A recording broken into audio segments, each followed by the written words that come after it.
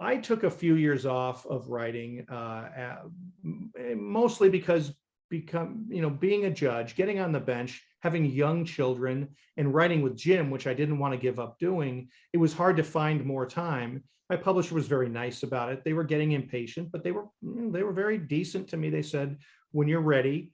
And I realized right around COVID, when I had more time at home by force, that, and my wife kept saying, you need to write your own books, Dave. You need to write your own books.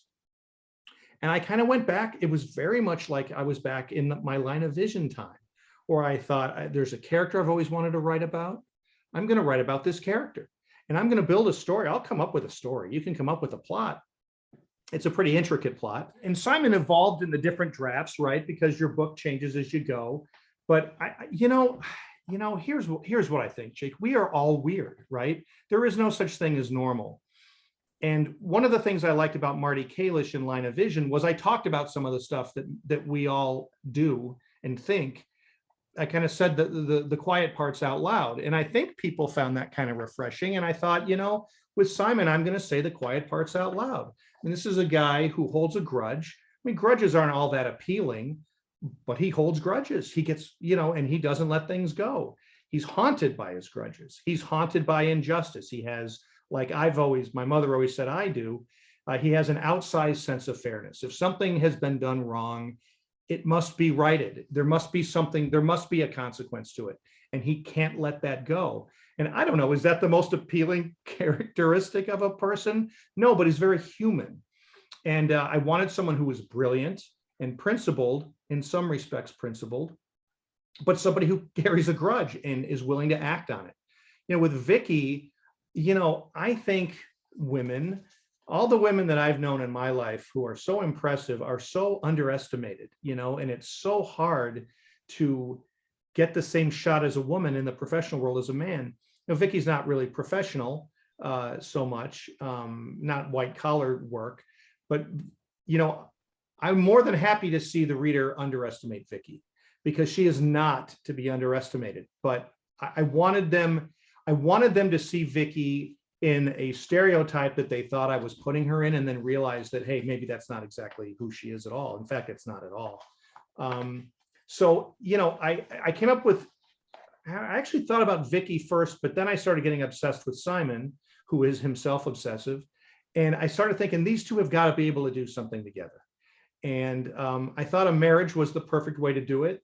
Dynamics of marriage are fascinating. And, the longer I live, the more I see relationships fall apart, the more I'm shocked by how people who seem seemingly normal seem to go off the deep end. And of course, they never were normal, because of course there is no normal. And I thought, how about I just really dig in deep to that stuff and try to get into the minds of a couple that maybe they love each other and they still care about each other, but maybe they don't trust each other. And maybe they also are thinking about other stuff, because we all do. I just thought, let's say it out loud. And I kind of took my hand off the steering wheel for a while and just let them drive, let their personalities drive it. And then made sure I was sprinkling in my plot points for what ended up being a pretty intricate plot too. So I don't know what I ended up liking more about it, the characters or the plot, but the characters are what gave birth to it. And I realized again, I kind of felt like I was born again. I kept telling my wife, I feel born again.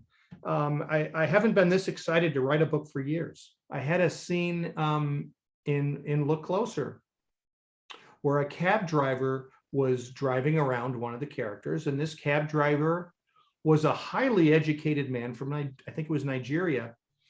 And he was a doctor in Nigeria, but he came to America where he can't be a doctor, and he ends up being a cab driver. So I was not in the slightest making fun of this person. He was actually ended up being a very nice person, this cab driver, but also totally educated.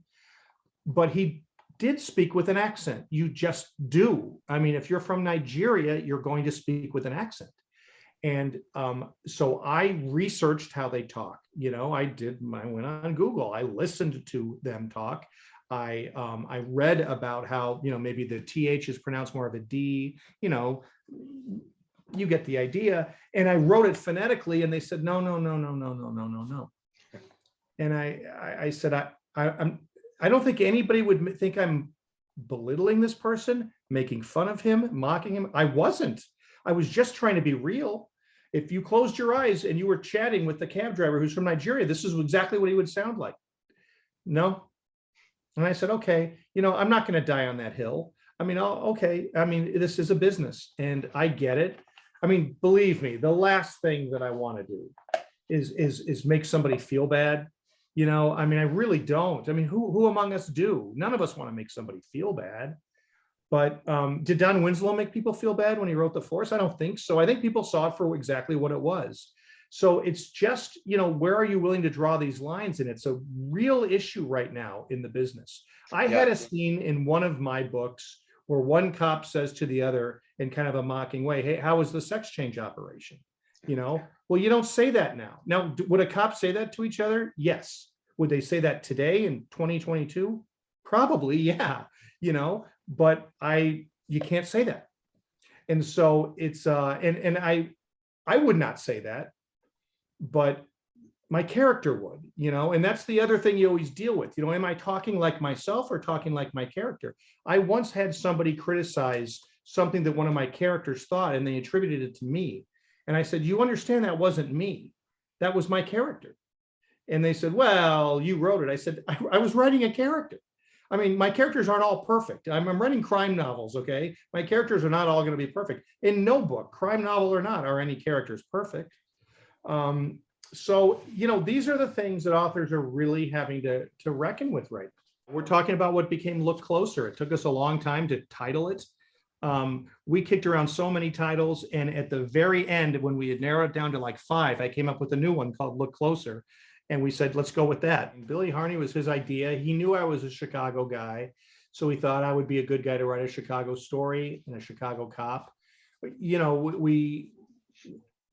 that book, I think we really hit a home run with. And there was just something about the Chicago that was in it and the cops that were in it. It's the little things and the big things. It's the way they talk. I know how Chicago cops talk, and if I don't, I've got pages and pages of testimony listening to them in all sorts of cases I've worked on. But, it's the vernacular, it's the humor. There's a scene at the beginning that's a stakeout, and I've had more than one police officer say that's exactly what happens.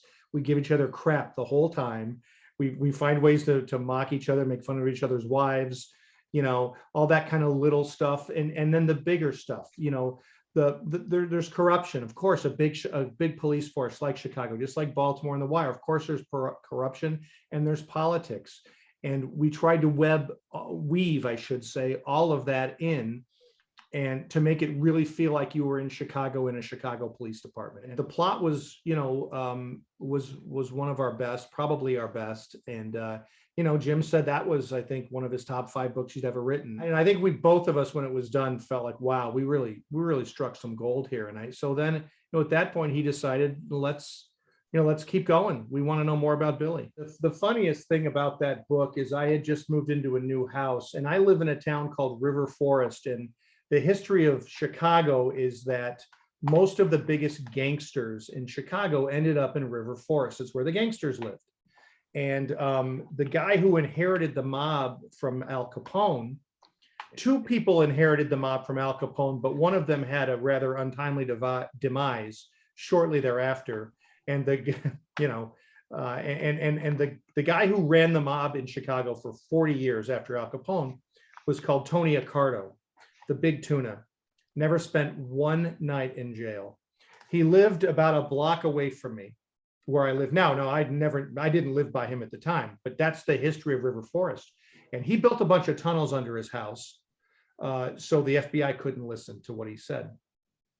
And he's got this enormous estate. Now he's deceased. He has not lived here for decades, but everyone still knows that's Tony Accardo's house. Well, I bought a house, as I said, about a block and a half away, a nice house, old house, needed some work. And one day we start smelling what smells like kind of maybe a sewagey or maybe gas smell. And you never want to smell that in your house. And so you bring out a plumber and you say, where's that coming from? I brought out 3 plumbers, no idea where that's coming from. I brought a 4th and I said, do whatever you have to do to identify this, because if I have a gas leak, I'm out of here. If I have a sewage leak, let's plug it. So this guy drops a smoke bomb down from my chimney, which is apparently the ultimate test. It costs a lot of money, but you can do it. And the smoke bomb will go down and it will come up wherever there's a hole. And he comes up to me after he does this. He said, you know, you got a tunnel under your house, don't you? And I said, nope, I sure didn't. I said, well, this is River Forest. This must be, you know, some body under there, right? Ha, ha, ha. And he said, well, you know, this is Tony Capizio's old house, right? And I said, no, who's Tony Capizio? He said, well, he was one of Al Capone's right-hand men. He was one of his trigger men. He was in the St. Valentine's Day Massacre. He was a jewel thief. And I said, are you kidding me? He said, no. I called the guy who sold me the house. I said, did Tony Capizio used to live here? He said, yeah. I said, why didn't you tell me that? You could have charged me more for the house. So I had a damn tunnel under my house while I'm writing this book about a tunnel under a house. And I just thought, is this like some Stephen King novel now where, like, you know, the book is becoming my real life? And it turned out that, as far as we could tell, there was no, you know, hidden jewelry or loot under there, no dead bodies. It would have been pretty cool if there were. The tunnel but there was a tunnel. He did have a tunnel under there. He hid stuff under there clearly. And then he covered it up, and we found it. And then we ended up renovating our house. And so the tunnel's gone, but that was my favorite part of that book. But yeah, that was a fun book because, you know, Jim really wanted to have some relationships in that book. There's a man who's accused of a crime, and another individual who maybe, you know, ends up, instead of being his antagonist, she becomes his maybe advocate. And that was important to us, but we really, both of us got into sort of the eerie part of having a house with some history and some really ghoulish history and maybe a little haunted. And that's the thing. Every book I've done with Jim has been quite different. Even the 4 Harney books, they've all been really different. And he likes to do that.